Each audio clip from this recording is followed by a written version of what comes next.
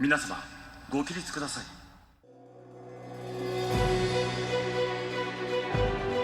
Konnichiwa, Olympics fans and lovers of Shukflastan. Welcome to Keep the Flame Alive, the podcast for fans of the Olympics and Paralympics. I am your host, Jill Jarris, joined as always by my lovely co-host, Alison Brown.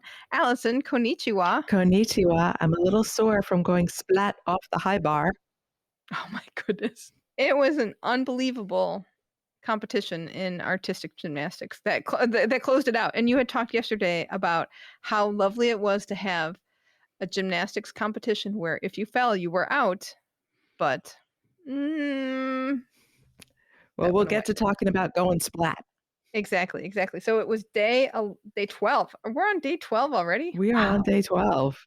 Don't know what day of the week it is anymore. I can't remember anything, but I just know that there are Olympics and there's always something to watch. So let's get to it. Follow-up file. If you have not watched the women's doubles badminton final, you must. You have to go back and see this. Greysia Polly and Apriyani Rahu had this amazing moment at about 118 minutes in to the feed. So rewind that a little bit, but if you only have a little bit of time, go there. So they're in the middle of a rally. The string breaks on Greysia's racket. She runs off, gets a new racket, runs back on, and the rally's still going. Yeah, Brianna is just sort of keeping it going while she's off court. It was insane. And then they won the point. It was amazing. Their celebration was so much. Greysia just pretty much breaks down because she can't believe it. So I looked a little into what the big deal was. Well, they were the first unseeded pair to win women's doubles gold at the Olympics. They were the first pair from Indonesia to win any medal in the women's doubles discipline. Indonesia has now won Olympic gold in all 5 disciplines of badminton, and China is the only country who has done this. I'd forgotten that we should know who Greysia Polly is because she was one of the athletes disqualified in London for deliberately losing group matches to get better seeding in the knockout rounds. Indonesia is going a little nuts. The government is expected to give each gold medalist 5 billion rupiah, which is about $345,000. And they're going to get other prizes too. In the past, winners have gotten houses, cars, and motorcycles. And this is information courtesy of the South China Morning Post. So the vice mayor of Tamahar, where Greysia's family has roots, is going to give her a piece of land. YouTube influencer Arif Muhammad is going to give both of them meatball kiosks. What a bizarre prize. I know. And then another entrepreneur is going to give each of them 500 million rupiah, which has got to be not a bad prize either. The tourism and creative and economy minister is going to give them free travel to 6 of Indonesia's biggest tourist attractions. They could buy an entire island. I mean, Indonesia has, many, many, many small unpopulated islands. They could just have Badminton Haven. There you go. So definitely a match worth watching. Had to follow up on the women's 1500 because we mentioned Sifan Hassan from Netherlands had won gold in the 5,000, but what we didn't really know was she had the 1,500 meters earlier that day. These were the heats, and she tripped as part of a chain collision, caught up with the rest of the group, and then won her heat. And then later on that day, went on to win the 5,000 meters. And I know she's got this insane schedule because she's running like 3 or 4 races, and they're all long distance. And how I know people, I know at least the announcers in America are like, oh my, this 200-meter sprinter's got a race in the morning and then another race right after it. Oh, how are they going to manage? And she's just doing these insanely long distances. So basically, she's just running the entire time she's in Tokyo. Yeah, right. Between the heats and the semis of I think she's in 3 distance events.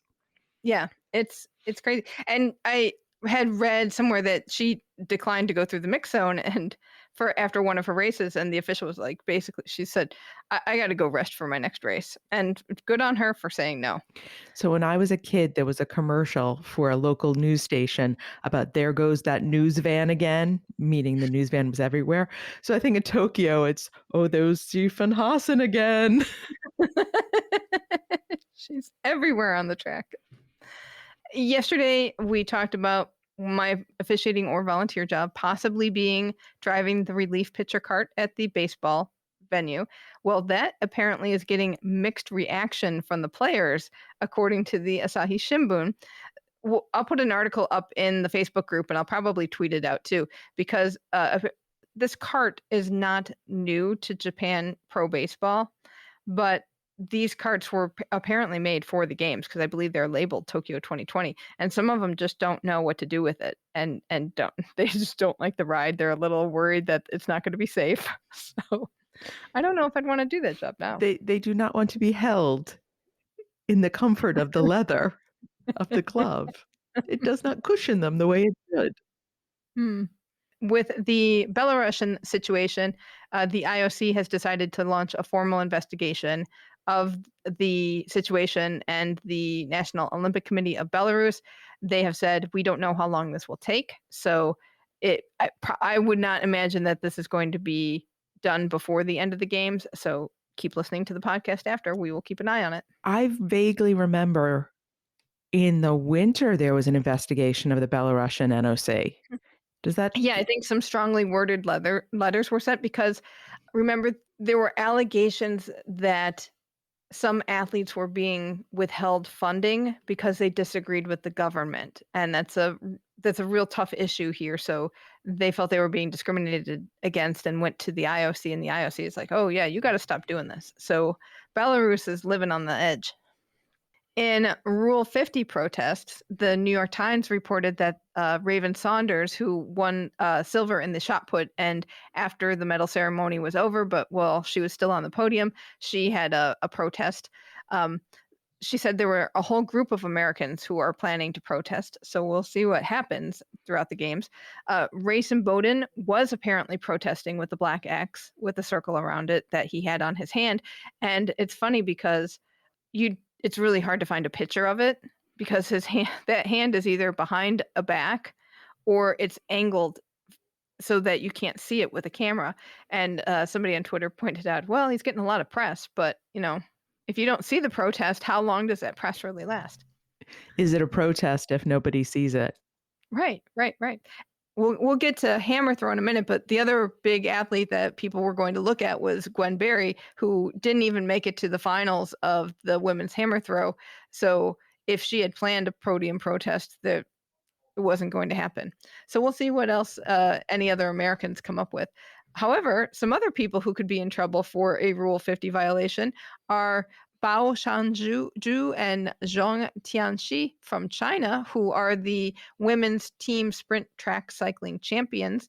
They wore pins with former Chinese President Mao Zedong on the podium, and that is a violation of showing political things on the podium. So the IOC has asked for an explanation of that.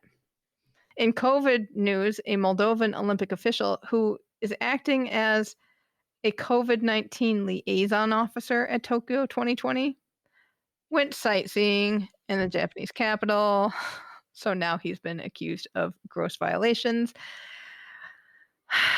When you're a COVID-19 liaison, it's pretty much understood that you follow the COVID protocol, right? Remember when I said don't be stupid like 100 times before the games? Maybe I should have had it translated into multiple languages. Right. Oh, yeah. Oh, yeah.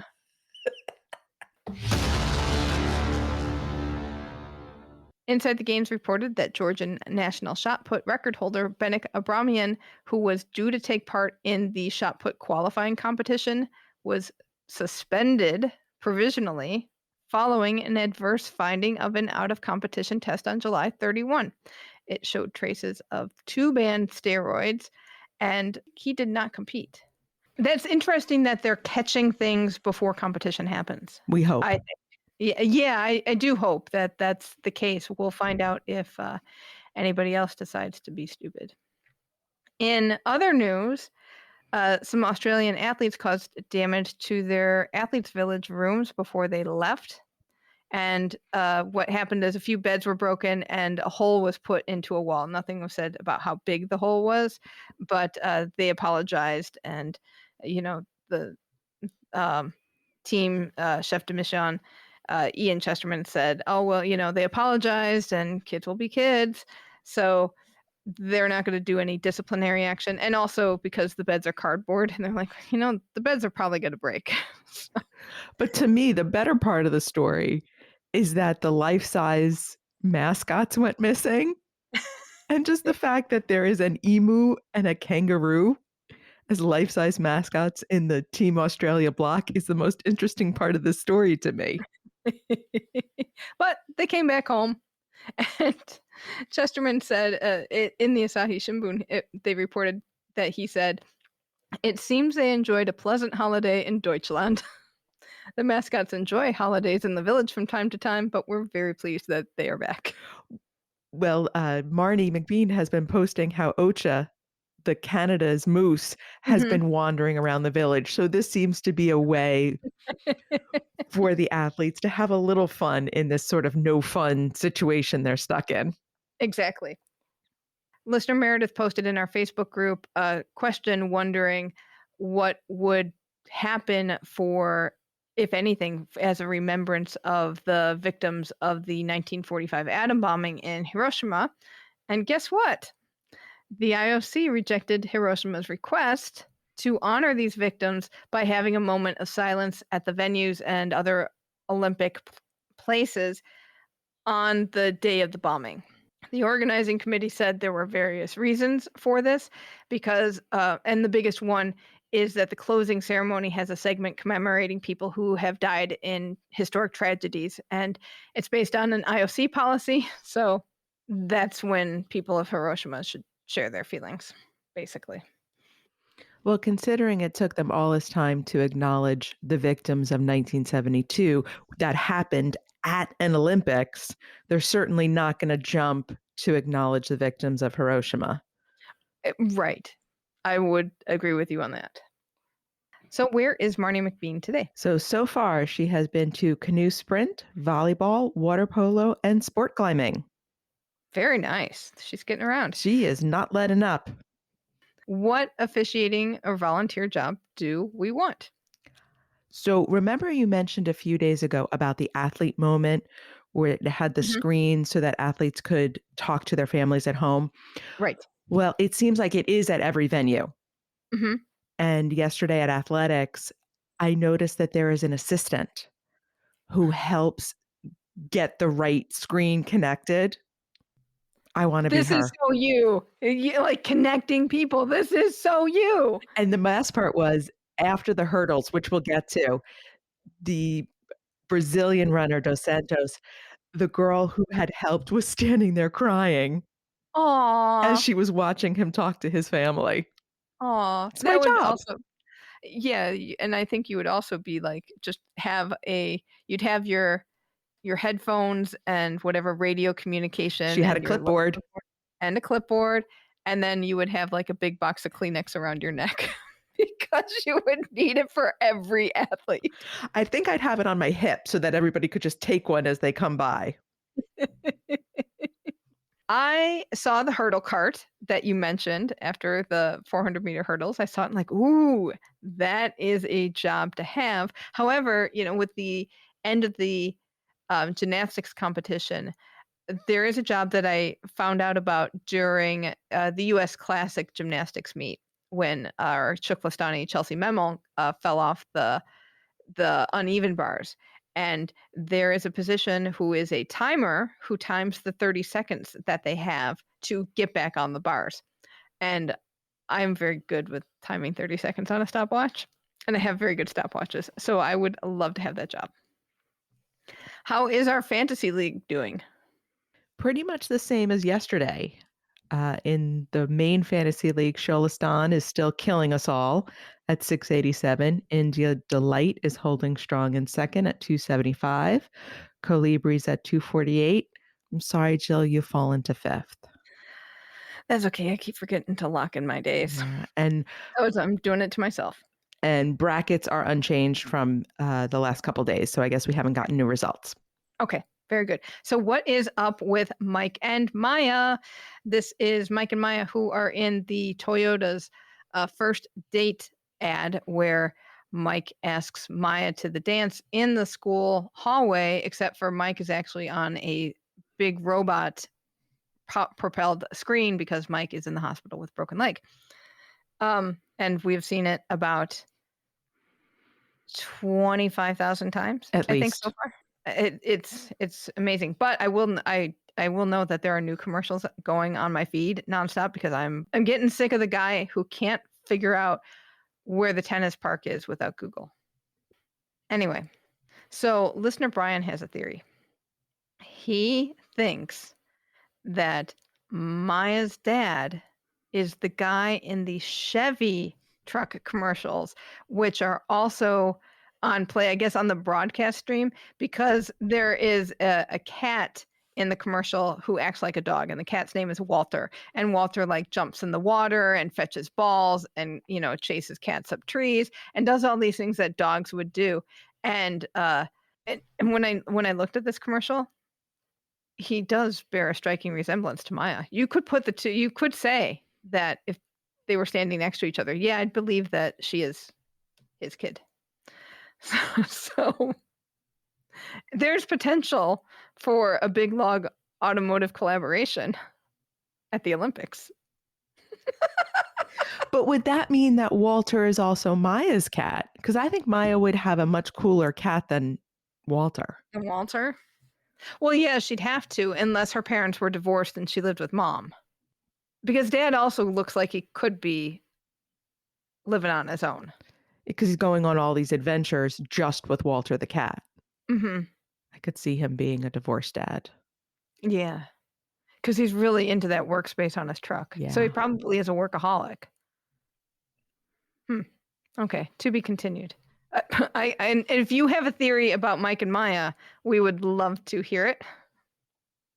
You can post it in our Facebook group or email us at flamealivepod@gmail.com, or you can text or voicemail us at 208-352-6348. That's 208-FLAME-IT.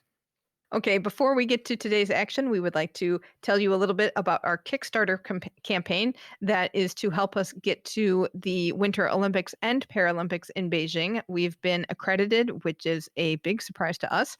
There are now less than 200 days away from those games, and we have to figure out how to get there because we have a very small budget, and our budget did not include travel to the games for a few more years. And so we could really use your help in getting us there and bringing you a podcast experience that is like no other. And we are really excited to be able to go behind the scenes and let you know what it's really like at the games. So if you had the ability, we would appreciate your donations. You can find out more about our campaign and check out our supporter bonuses. We're sending postcards from the Olympics. We still have one mascot slot left and much, much more. It's kickstarter.com/profile/flamealivepod. And we are at about 25% funded. It's an all or nothing campaign. So if we can't fund it all, we lose it. And that's going to be really crushing for us. But mascots, we have one spot left. So if you have a pet and you'd like it to be our mascot for a week, get on that. Because I will gush over your pet. I know. Our first competition is artistic gymnastics, and this is the end of the tournament for them. We've all survived the gymnastics competition. Barely. Right. So this was men's parallel bars and horizontal bar and women's balance beam, all individual competitions. Now, you saw part of this. I saw part of parallel bars, and then NBC quickly embargoed my feed before I finished. Okay. And then I woke up just in time for Simone Biles on balance beam. and watched the rest of the balance beam competition, and then had the horizontal bar on and kind of looked up from time to time. As everyone fell down. Yeah, exactly. Oh my goodness, that was just really crazy. So in parallel bars, gold went to China's Zhao Jingwan, silver went to Germany's Lucas Dowser, and bronze went to Turkey's Ferhat Arikan. In balance beam, China took the gold and the silver. Guan Chenchen won gold, and Tang Xixin won silver, and Simone Biles came back and won the bronze. She And did, in fact, change her routine. she did. She changed her dismount, and I think she took out one series in the middle.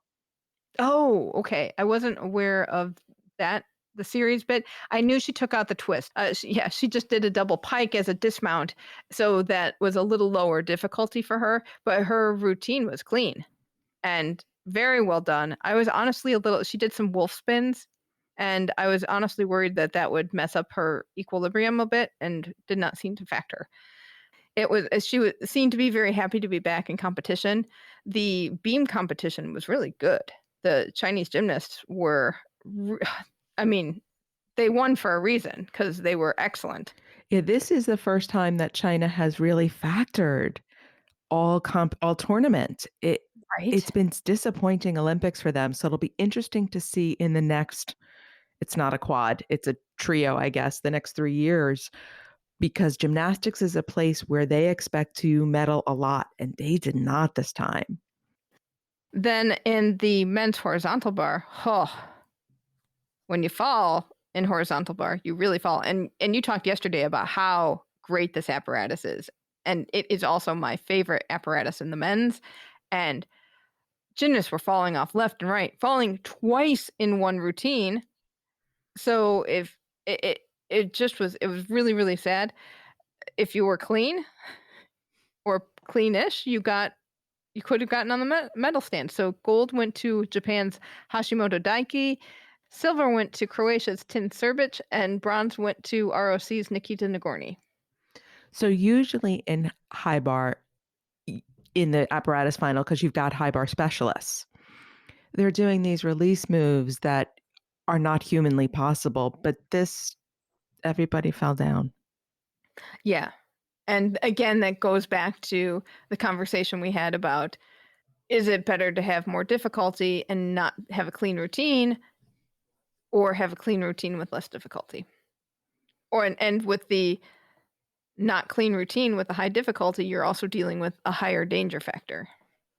So it'll be interesting to see if FIG cares about that, to be quite honest. Well, FIG has already released the new code of points leading into Paris. I wonder if they will amend them. They have not done that in a big way. You know, they've made little changes because, you know, things have been introduced.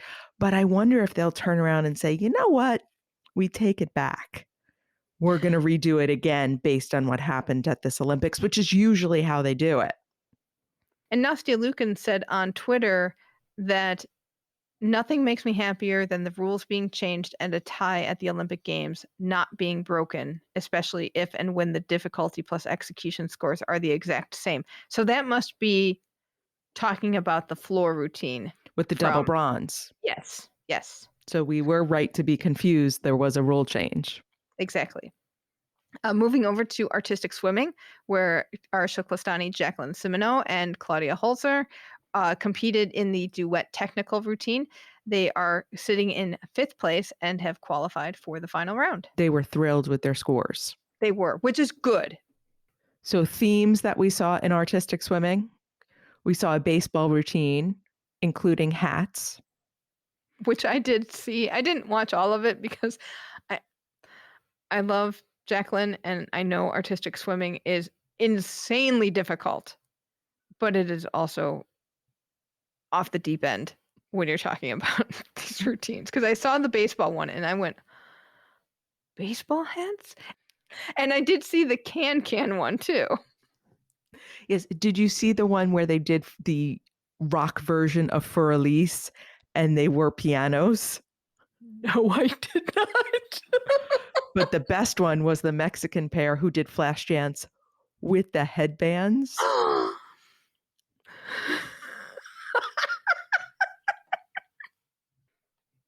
And I know Jackie has told us that the costumes are a little ridiculous. If you watch nothing else, please go watch the Mexicans and their flash dance because they're maniacs in the pool.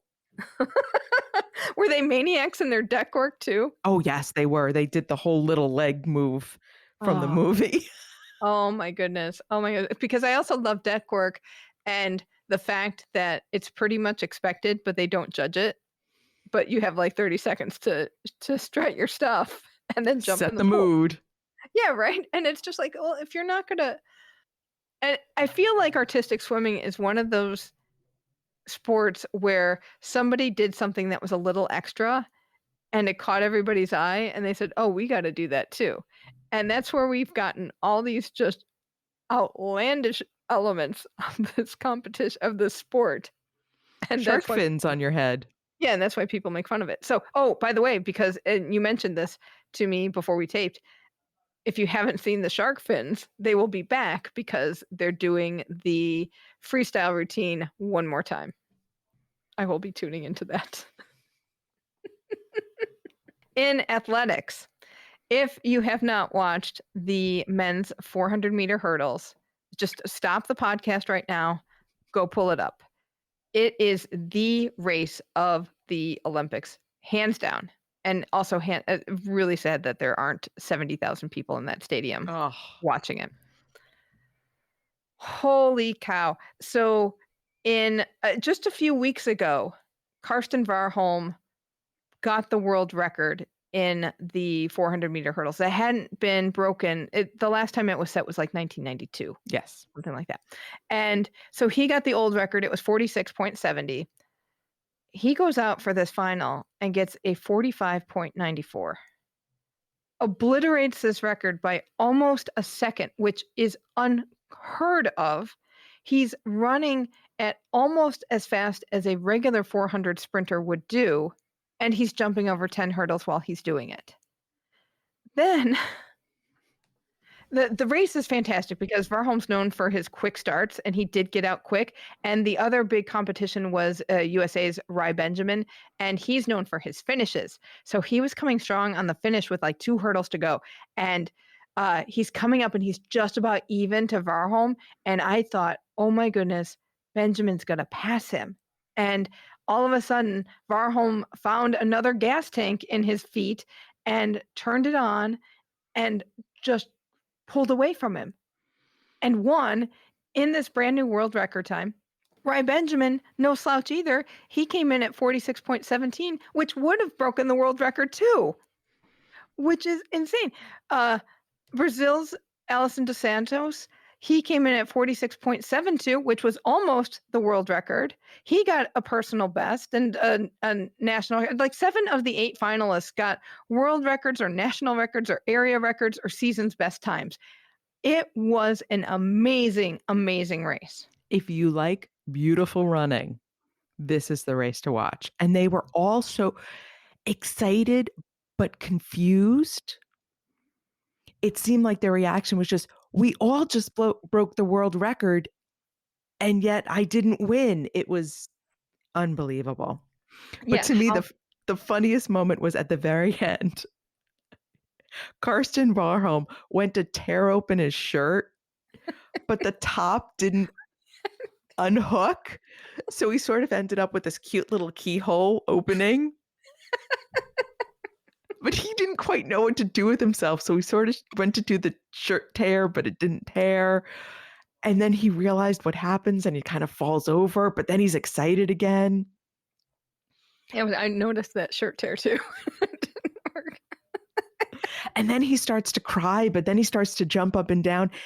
He didn't quite know what to do with himself. And that was really amazing. And what I would love to know, and this is something to see if it's in the coverage, how did the heat affect them? Because it was really hot at the stadium and it was nearing 40 degrees or so Celsius. So we're getting into like the upper 90s and then you add the humidity, which takes it over 100 degrees. And you could tell that other athletes in other parts of the track, the athletics competition were suffering from the heat. But I don't know how, if it's that hot, does it make you run faster? Are you just like, I got to get back inside? Let's just get this over with as quickly as possible. It's because Karsten is a Norwegian Viking. Very true. So I'd also like to point out that once again, this Alison, not me. The whole group of the medalists here are so talented and should just be really proud of what they did, because it's unbelievable what happened at that race. At the women's long jump, Germany's Malaka Mihambo won gold, and she was thrilled. Just like, I can't believe. And, I do feel bad for the jumpers because they're jumping up, they realize they've won and they're jumping up and down. And it's not like the end of a race where everybody saw the finish. You just have to hope that some people were watching your long jump competition too and can celebrate with you. Silver went to the USA's Brittany Reese, and bronze went to Nigeria's Ese Brume. In the men's pole vault, Sweden's Armand Duplantis won gold. USA's Christopher Nilsson won silver, and Brazil's Thiago Braz won bronze. I have to go back and watch this because I missed it, and I just had a horrible morning with trying to figure out what was on when, where was the right feed that I needed to be watching, and I just kept missing things, and that made me very sad. And I was having all kinds of trouble with NBC embargoing feeds in the middle of me watching things. Which also stinks. And that makes for a very frustrating experience. So NBC got to figure this out, because if the digital games they're a thing to stay, and NBC's just a lot of their coverage is blowing just so old-fashioned. Yeah. But that is one I do want to go back and watch, because Duplantis is a really good pole vaulter. In the women's hammer throw, what a rough competition. People were fouling left and right, and they seemed to be having all kinds of trouble with the cage. And pretty early on, the officials were resetting the cage, and it still didn't seem right. It looked a lot narrower. I know it's a narrow opening, but it looked narrow to me. And yeah, tons of people just scratched for hitting the cage. And you also had a lot of people scratching because they left the circle before they were allowed to. And it really affected our TKFLASTANI DeAnna Price, because she had a couple of scratches. She got a throw off that was like in the 72-meter range. And if you remember, like at the US trials, she hit 80 meters, and she's just not throwing as well. And she looked really happy when she did the walkout. And then as the competition started going on, she just looked more concerned and more anxious, and you could see her trying to get out of it, and just in her eyes and how she carried her body, trying to get out of that. She managed to get 8th place in the first round, which allowed her to be in the finals, but she couldn't get out of 8th. Her best throw was 73.09, which was 5 meters behind the gold medal. Yeah, I'd be interested to see what was happening with that cage, because I've never seen so many people hit the cage. Yeah. Oh, and another thing, where when I first turned on the coverage, I found what was being broadcast, and it was the usual American coverage of a track meet, which is we'll show every single step that a sprinter takes, and then we'll cut over to the hammer throw, and we'll cut over to the shot put, and we'll cut over here, and then we'll come back because, a sprinter moved their hand, and we have to show that. So in one of the things, a hammer got stuck in the cage pretty high up, and they had to get a ladder, and the announcers were saying, oh, they usually get a ladder over to get it down. And you know what I wanted to see? That ladder, and them getting this hammer down, and they cut over to something else. And then I was like, where? Oh my goodness, my feed. And then I found it on my computer. I found the feed, but I couldn't go backwards enough to get to it. So now I got to put that on my list too. Because they were embargoing the feed. Yeah. But you know what I did see? What did you see? The little mini ambulance bringing the Hammers back to the throwers. I love those things. That's fantastic. But yeah, it was really tough for Deanna. I'd like to know if heat was a factor in the humidity, because if they were sweating a lot, did that affect how they held or made it hard to throw the hammer at the right time? Because it's really a lot of precision timing when you throw those things. So very rough. Gwen Berry didn't even make it into this round of 8 people, but gold went to Poland's Anita Włodarczyk, and she is a 3-time winner, which is pretty amazing. Silver went to China's Wang Zhen, and bronze went to Malwina Kopron, also from Poland. So that was nice that 2 Polish athletes were on the stand. In the women's 800 meters, gold went to USA's Mu Ating, silver went to Great Britain's Keely Hodgkinson, and bronze went to USA's Raven Rogers. So in the women's 200-meter final, gold went to Jamaica's Elaine Thompson-Hera, silver went to Namibia's Kristen Mboba, bronze went to USA's Gabrielle Thomas. So Thomas Hara has a double. Yeah. Pretty impressive. Very good. In baseball, in the knockout stage, Dominican Republic beat Israel 7-6. Now, I realized that people have been talking about the fact that baseball is a double elimination tournament, which we have messed up, I have to say, because we kept thinking that, we have knockouts and semis and they're going to go on to the finals. But there's a double elimination. So even though the U.S. lost to Japan yesterday, they can still make the gold medal game. So I don't even know where we are anymore with the baseball tournament. We're just playing games at this point. Not a good way to keep baseball in the games. In basketball, it was the men's quarterfinals, and Slovenia defeated Germany 94-70. USA beat Spain 95-81. France beat Italy 84-75. And Australia beat Argentina, but I don't have the score here.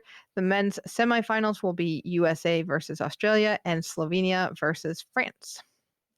In beach volleyball, USA's Ross Kleiman defeated Germany's Ludwig Kozic 2-0. They will face Switzerland's Veres Dupree and Heydrich, who defeated Anna Patricia and Rebecca 2-1. They were for Anna Patricia and Rebecca from Brazil. That was a stunning upset. And then Latvia's Gradina and Krausik-Noka defeated Canada's Bainsley and Wilkerson 2-1. And another upset. This is stunning. Australia's Archacho Del Solar and Clancy defeated Canada's, they're the top of the world rankings. Pavan and Humana Paradis 2-1. Wow. In boxing, we have medals for the women's featherweight. Gold went to Japan's Irei Senna, silver went to the Philippines' Nesti Patricio, and bronzes went to Italy's Irma Testa and Great Britain's Karis Artingstall.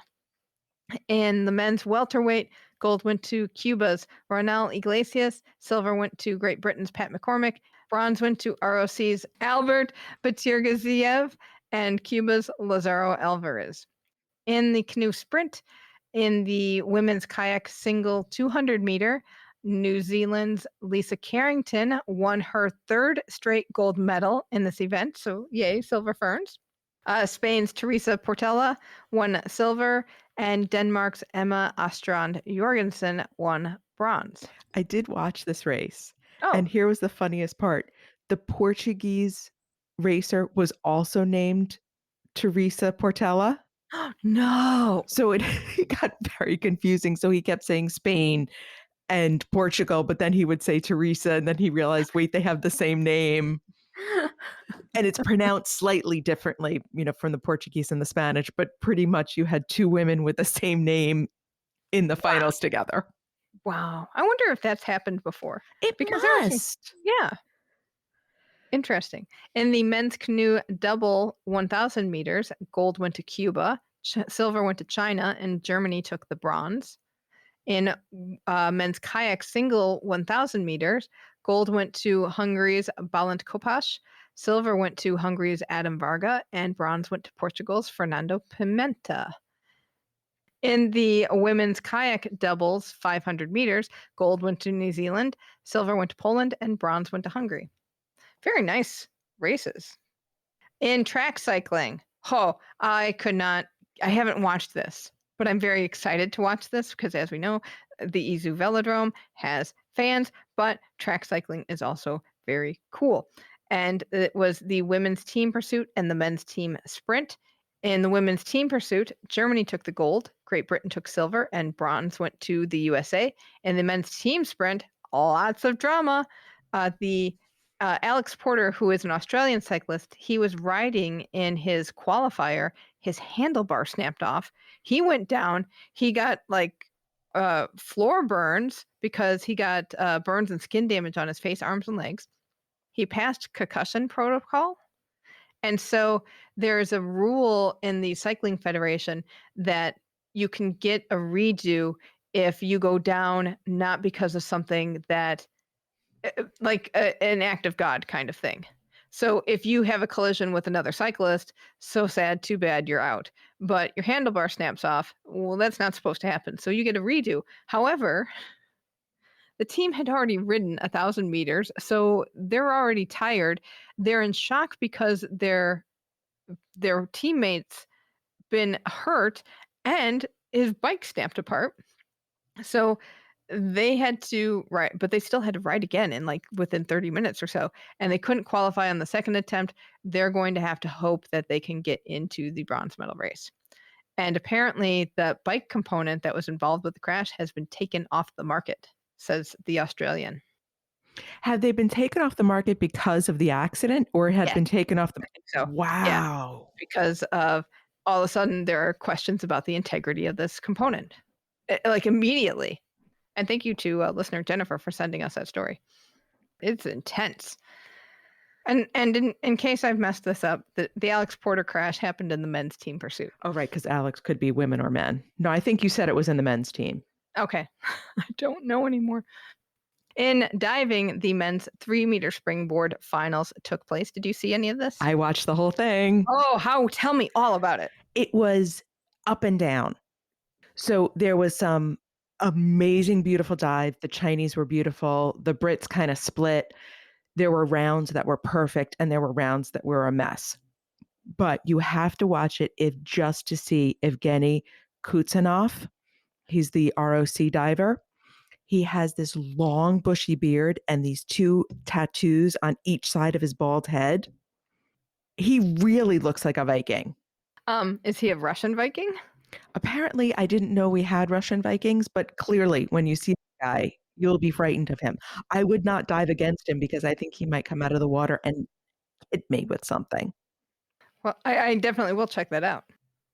And the other thing that was really fun was the other British diver, James Heatley, is this giant ginger from Edinburgh, who you would not expect to be such a beautiful diver. He had a rough up and down, but when he was on, man, is he gorgeous to watch.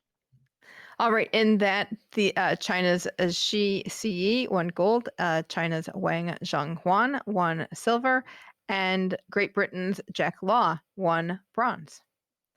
In equestrian, I haven't gotten to watch this, but people will want to know because people have been asking about Jessica Springsteen. The jumping competition got underway. It was the individual qualifier, and she did not make it on. She is riding Don Juan van de Donkova, and she placed tied for 31st place. She had 4 penalties, scored 87.15 points, and only the top 30 riders moved on. But she tied for 31st with 1, 2, 3. 11 people tied for 31st. So it wasn't like they were far out of the mix. In football, the men's semifinals happened. Brazil and Mexico were tied at the end of regulation, but Brazil won in a shootout 4-1, and Spain beat Japan 1-0. And that makes me feel bad because I think the host nation to do well. But they'll be playing for the bronze. On the women's side, U.S. goalkeeper Alyssa Naher was hurt in the last game that the U.S. played. She will not be playing in the bronze medal soccer match because she has suffered a hyperextension of her right knee and a bone contusion, says U.S. Soccer. In handball, it was the men's quarterfinals. France defeated Bahrain 42-28. Spain defeated Sweden 34-33. Denmark defeated Norway 31-25. Egypt defeated Germany 31-26. I saw a little bit of the Egypt-Germany match. That looked intense. I really do want to go back and see Spain and Sweden, because that 1-point game, and Sweden's kind of a powerhouse. So the semifinals will be France and Egypt, and Spain versus Denmark. In hockey, men's semifinals. I tuned into some of the first half of Belgium and India was winning 2-0. So when I went back to look at the score, and Belgium beat them 5-2, what happened? What happened, India? You were doing so well. But it was hot. It was apparently really, really hot there, the hockey pitch. And Australia beat Germany 3-1. So India and Germany will face off for the bronze, and Australia and Belgium will be going for the gold. In sailing, the foiling NACRA 17 mixed had its final race. Gold went to Italy. Great Britain took silver, and Germany took bronze. There were races that were rescheduled from previous days. In the women's 49er FX, which sadly our Shukla-Stani's Stephanie Roble and Maggie Shea did not get to participate in. Gold went to Brazil, silver went to Germany, bronze went to Netherlands, and our Shukla-Stani's finished in 11th. In the men's 49er, gold went to Great Britain, silver to New Zealand, bronze to Germany. And in the men's Finn, gold went to Great Britain's Giles Scott, silver went to Hungary's Zsombor Baric, and bronze went to Spain's Joan Cardona Mendez. In sport climbing, they had the men's combined qualification. Okay, I watched this. I watched some of it. I had the feed on, and I would mute it from time to time. Skateboarding, freestyle BMX, surfing.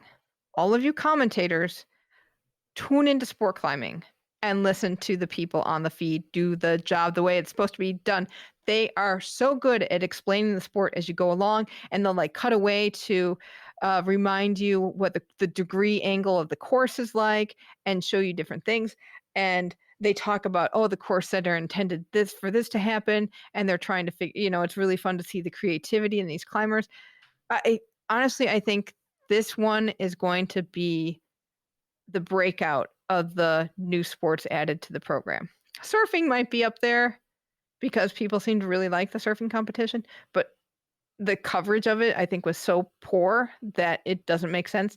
Sport climbing, I think, is something that people will be able to understand and can get behind. And I think that kids could get excited about doing it because it looks cool. The interesting part about this is that the sport climbing is made up of 3 disciplines, and they combine all 3 of them. So first is a speed competition where they climb up this wall, and they have to do it as fast as possible, and they're doing it in like 6 seconds, which is just kind of insane. And then you start thinking, well, everybody's this quick. And when you see somebody get like a 7-second time, you can tell they just slow down, and that's when you realize, this is really, really hard. And I wish they had better cameras. Sometimes they did. They got a different angle, and like an angle from above, but I wanted a side angle so that you could see their legs move and the muscles work, because they have that slow. Have you noticed how like super slow-mo the slow-mo is so much that like muscles ripple on everybody? Have you noticed this? No, I did not, but now I will look. Just I will look watch, for rippling muscles. watch, and it's not even any muscles you want rippling. But you'll see it in diving. Go watch a diving competition. You'll see some stuff ripple and go, wow, I didn't know that's what that looked like. But I want to see the angle, and I'd love to see more top down so you can better see the angle of what they're climbing at, because they're at like 5 degrees or 15 degrees sometimes, angling backwards. The bouldering portion is a second bit, and as Josh Levin told us, they don't get to see that course. So it's all 3 of the climbing walls are in the same venue, and they're all kind of together, but bouldering is all covered up, and then they take it down. They take down the cover, and the the climbers can't see it. And they come out one at a time and they have 4 different problems they have to solve. And honest to Pete, I looked at those and went, oh, those look really easy. And then nobody was getting through the first one. And then it was like, well, I learned my lesson. But I think I wonder what it's like watching this in person, because on TV, it doesn't translate as well, because I don't think you see the difficulty that is in some of these things. I think some of the obstacles kind of flatten out and the rocks flatten out a little bit. But that was cool. And then the last portion is lead, where again they're going up this giant tower wall of rocks, but this time they're attached to a rope, so they get as far as they can, and they get to the top. That's great. But if not, they just kind of fall off the wall.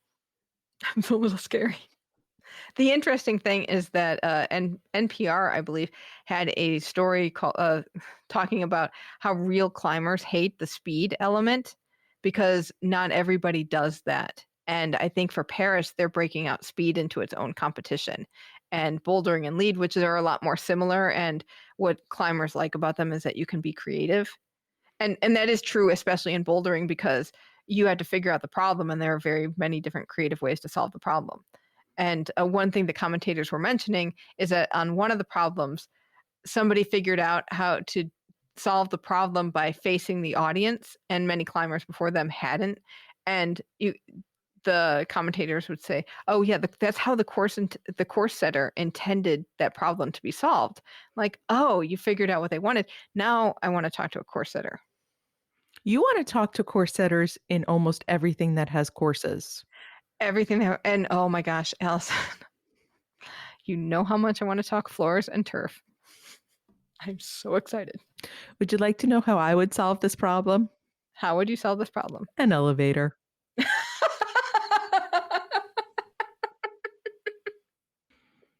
I can just see. What if you hit the wrong button? That would be. What is this, Wile E. Coyote? Hit the wrong button, or you dash into your competitor's elevator and hit all of their buttons and then run out and get into yours. I would do pull the emergency button. But yeah, if you haven't watched sport climbing, tune into it, because I think we still have finals and there's still the women's side to go. And it does look really cool. And I will say, I think this is a sport that people will go, I love sport climbing at the Olympics, and they watch it once every 4 years. But it is something, at least in the US, that's pretty easy to try. Yes, there are a lot of climbing gyms and climbing walls. And good for kids, good for families. It's definitely one of those sports that could become very popular as an activity. Mm-hmm. And then you watch it, so you've got some connection to it. In table tennis, we had some of the team quarterfinals. On the men's side, Japan defeated Sweden 3-1, and Germany defeated Taipei 3-2. On the women's side, Germany defeated Korea 3-2, and China defeated Singapore 3-0. And then the women's team had a semifinal, and that was Japan beating Hong Kong 3-0. In volleyball, men had their quarterfinals. ROC defeated Canada 3-0. Brazil defeated Japan 3-0, and Argentina defeated Italy 3-2. In women's water polo, we had the quarterfinals. USA defeated Canada 16-5. Spain defeated China 11-7. Hungary defeated Netherlands 14-11. ROC defeated Australia 9-8. And in the semifinals, it will be ROC versus USA and Spain versus Hungary. And in the 5th through 8th place classifications, it will be China versus Netherlands and Australia versus Canada. Maybe Marnie will bring her drum. You could probably hear it in that venue.